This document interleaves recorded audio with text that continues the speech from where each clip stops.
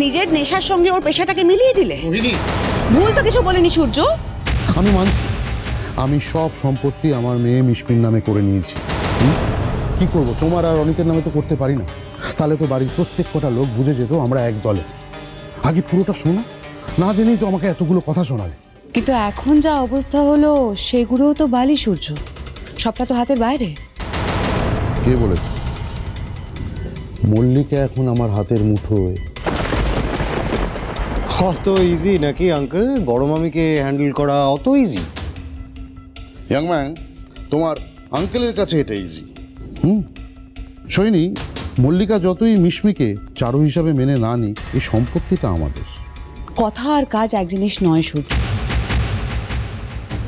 কথা আর কাজ তখনই মিলবে যখন আমাদের মধ্যে অন্তর্দ্বন্দ্বটা বন্ধ হয়ে যাবে। একটা কথা পরিষ্কারভাবে শুনে নাও সোহিনী, আমাদের কিন্তু সবার এখন একটাই উদ্দেশ্য, ওই মেয়েটার পিছনে কে বা কারা আছে এটা আমাদের খুঁজে বার করতে হবে, ব্যাস। আচ্ছা, এই সবের পেছনে বিনয় নেই তো? সত্যি যদি তাই হয় তাহলে বিনয় আমার হাত থেকে রক্ষা পাবে না।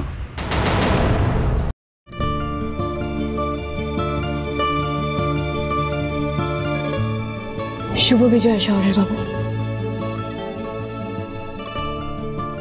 বাবা, এত রাগ, এত অভিমান!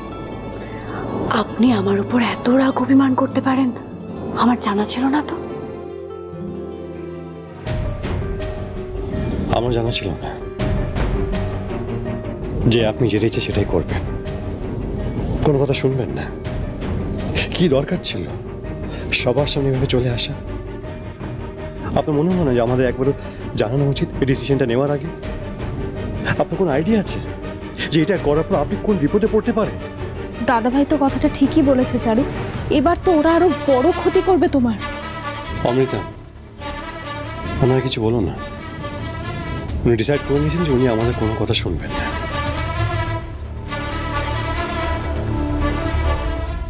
চারু, আমি কোনোভাবে আপনাকে হারাতে চাই না।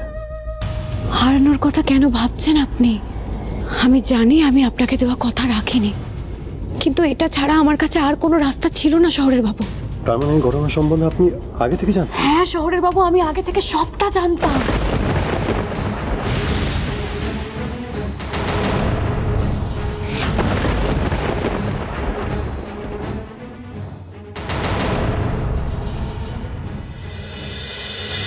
সেই মুহূর্তে পরেশবাবুর কথা সবার প্রথমে আমার মাথায় আসে। আমার মনে হয় উনিই আমাদের একমাত্র ভরসা। তখন আপনাদেরকে সবকিছু জানানোর থেকে পরেশবাবুর সাথে কথা বলাটা আমার জরুরি মনে হয়েছিল, তাই আপনাদের কাউকে কিছু জানাতে পারিনি, আর আপনাকে দেওয়া কথা আমি রাখতে পারিনি।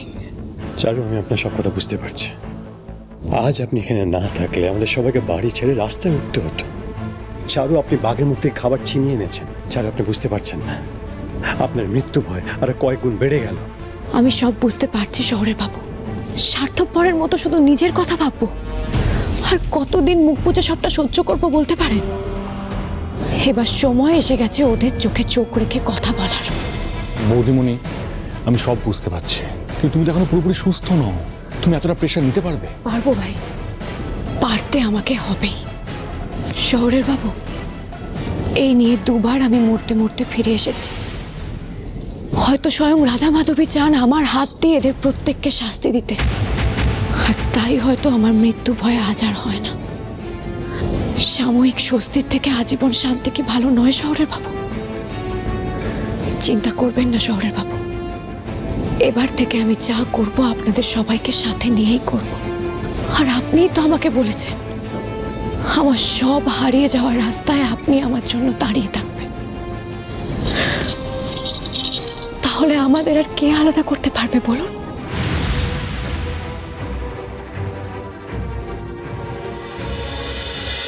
কি করে পসিবল?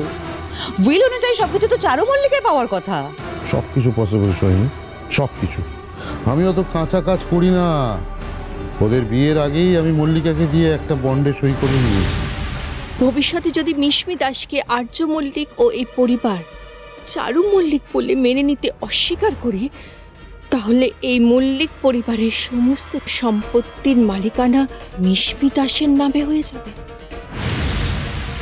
কই তুমি আমাদের কিছু বলনি তো? মানে আমরা একসঙ্গে কাজ করছি তাও আমাদের জানাবে না? আরে বাবা, বলতে ভুলে গেছি, কিন্তু যেটা করেছি সবার ভালোর জন্যই তো করেছি, ভগবানের নাম। সূর্য, ভালো মন্দের কথা এখানে হচ্ছে না। আর সোহিনী, আগে যা হয়েছে সেসব ভেবে লাভ আছে বল? আচ্ছা, ওই বনটা হয়েছিল বলেই তো আমরা এখন সবাই সেফ, তাই না? এই চুপ কর তো, শাক দিয়ে মাছ টাকার চেষ্টা করিস না। আরো কি কি করে রেখেছে কে জানে। এত অবিশ্বাস করলে কি করে হবে বলো তো? দেখো সূর্য, আমি তোমাকে কেন অবিশ্বাস করছি তুমি খুব ভালো মতো বুঝতে পারছো সেটা। এই ঘরটা কার?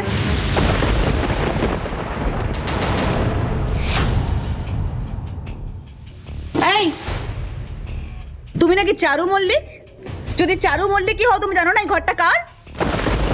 শুধুমাত্র একটা ঘর চারু মল্লিকের পরিচয় নির্ধারণ করতে পারে না পিসিমণি। এই, কি করছো তুমি এই ঘরে? বেরো, বেরো বলছি। চুপ। আর একটা কথা বললেও কষিয়ে একটা থাপ্পড় মার। এই এই, কার সাথে কিভাবে কথা বলছো তুমি? খুব সাহস তো তোমার, আমার মেয়ের সাথে। এই উটকো লোকটাও এই ঘরেই আছে? বলছিলাম আপনার কোনো কাজকর্ম নেই না অন্যের বিষয়ে নাক গলানো ছাড়া? এবার মানে এই বাড়ি থেকে কেটে পড়ুন দেখি। মানে কেটে পড়ুন মানে যে রাস্তা থেকে উঠে এসে এই মল্লিক বাড়িতে মাথা গুঁজেছিলেন, আবার সেই রাস্তাতেই ফিরে যান। কারণ আজ থেকে এই ঘরটায় আমি থাকবো। এই কি আর কি হচ্ছে নাকি? হ্যাঁ, মামার বাড়ির আবদার, আজ থেকে এই ঘরে তুমি থাকবে? তোমাদের ভাগ্য ভালো আমি এখনো আর্যর ঘরে গিয়ে থাকি। কি বাড়াবাড়ি করলে কিন্তু আমি এবার আর্যর ঘরে গিয়েই থাকবো, কারণ সেই ঘরে থাকার পূর্ণ স্বাধীনতা কিন্তু আমার আছে। এই, তোমার ভয় নেই না? ভয়? মৃত্যুর মুখ থেকে ফিরে এসেছি আমি, একবার না দুবার। বাঁচা মরার হিসেবটা তুমি না হয় নাই বা করলে, তার জন্য স্বয়ং রাধা মাধবী যথেষ্ট। আর ভয় তো তোমার পাওয়া উচিত মিশমি, কারণটা তো তুমি খুব ভালো করেই জানো যে তুমি মানুষটা মিথ্যে। আজ আমি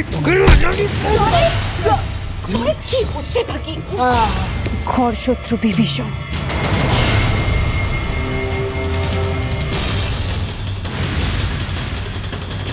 আপনারা এসে গেছেন? দেখুন না কিরকম বিহেভ করছে আমাদের সাথে। লরিন্দার গায়েও হাত তুলেছে। ও নাকি এই ঘরে থাকবে, কত আশা ওর। সবই তো শুনলাম, কিন্তু আমার কিছু করার নেই। ঠাম্মি নিজে চান উনি এ বাড়িতে থাকবেন, তাই উনি যেখানে ইচ্ছে সেখানে থাকতে পারেন। আমার সত্যি হাত পা বাঁধা। আর্য, এটা তুমি কি বলছো? আঙ্কেল থাক না, কথা বাড়িয়ে কি লাভ? মানে আর্য, এই ঘরটা আমি কেন ছাড়বো? মানে এটা তো আমার ঘর, আমি ঘর ছেড়ে বেরিয়ে এই অচেনা মেয়েটার জন্য বেরিয়ে যাবো? মল্লিক বাড়ির মেয়ে হয়ে এই মল্লিক বাড়িরই ক্ষতি করতে চান আপনি। যে থালায় আপনি খান সেই থালাতেই থুতু ফেলেন। আই মেয়ে, একদম বড় বড় কথা বলবে না। তুমি না এই বাড়ির কেউ না, সেটা ভুলে যেও না। কত বার বেড়েছে।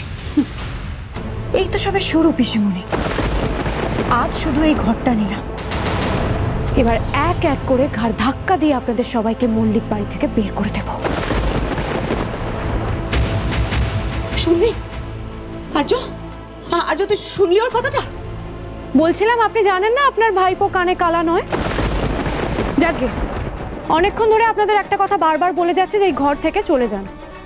এক কথা বারবার বলতে আমারও ভালো লাগে না, জানেন তো।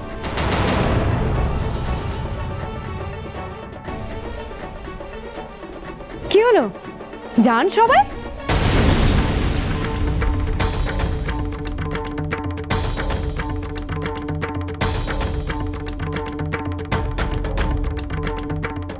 উটকো লোকটা এখনো ঘরে দাঁড়িয়ে আছে, তাই না? আপনি তো ভীষণ অসভ্য। সবাইকে বললাম, সবাই চলে গেল, আপনি দাঁড়িয়ে রইলেন। এত অপমান করার পরেও ঠায় দাঁড়িয়ে আছেন এখানে। আপনাকে কি ঘাড় ধাক্কা দিয়ে বের করতে হবে নাকি? বেশ, এবার আমিও চাই তুমি নিজেকে আসল চারু হিসাবে প্রমাণ করো।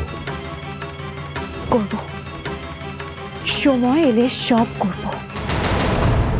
আর সেই দিন কিন্তু আপনার শেষ দিন হবে। সূর্য অস্ত যাওয়ার সময় এসে গেছে। একদিন আপনাকে এই বাড়ি থেকে হিড় হিড় করে টেনে বাইরে বের করে দেব।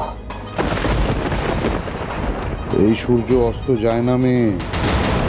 আমিও যদি তোমাকে এই মল্লিক বাড়ির মাটিতে পুঁতে না ফেলতে পারি, তাহলে আমার নামও সূর্যশেখর দাস না।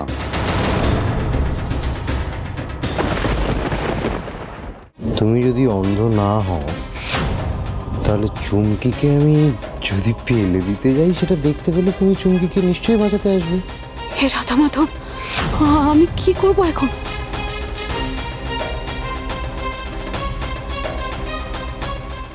नहीं!